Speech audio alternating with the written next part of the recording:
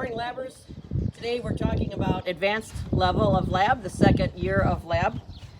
Advanced level is focused on learning and doing and practicing ministry.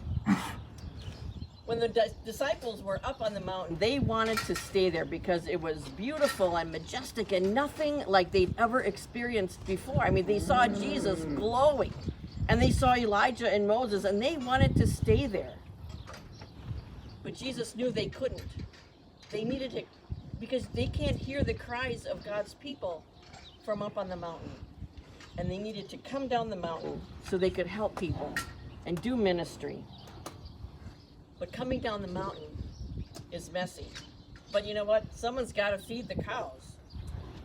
And they needed to help people understand and feel God's love for them, to offer comfort and hope in a very hurting world.